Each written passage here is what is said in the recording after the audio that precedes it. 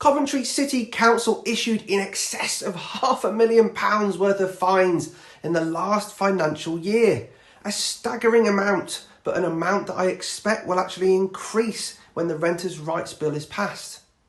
Now, as part of these proposals, local councils will have the extended powers to collect and retain revenue for future enforcement work against landlords who flout the rules. Now, initial or minor non-compliance will incur a civil penalty of up to £7,000, and for serious, persistent or repeat non-compliance, a civil penalty of up to £40,000 with the alternative of criminal prosecution. Now, councils will have a range of new investigatory powers to allow them to enforce the reforms. They will have the power to require information from relevant persons and the power to enter a business or a residential premises. Now, any additional costs that will fall on councils as a result of the reforms will be fully funded. Now, in many of my previous videos in this series, I have spoken about civil penalties for non-compliance with the various reforms that are coming in.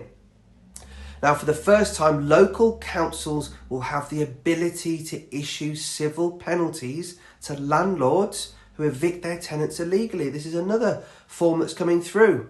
Now, rent repayment orders will be extended to superior landlords. And this is a huge one.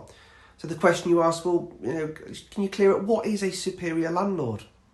Now, if you have let your property out on a rent-to-rent type agreement, usually a person or a company is offering you a guaranteed rent each and every month, but they in turn are then renting your property out to somebody else.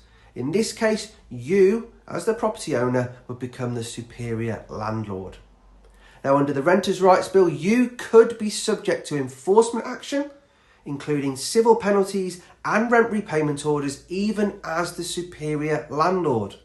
Now, this is scary stuff, especially when the likelihood is you have no control or information about the actual people living in your property. Now, rent repayment orders are currently to a maximum of 12 months. The proposal is that these are going to be extended to 24 months.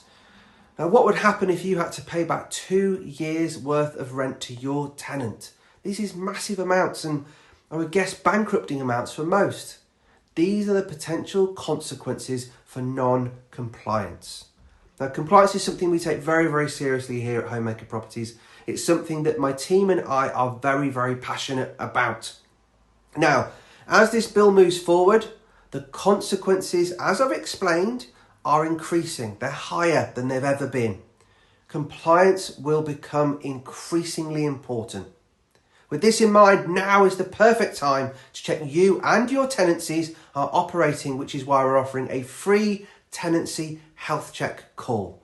You can book your free slot now using the link below in the actual comments.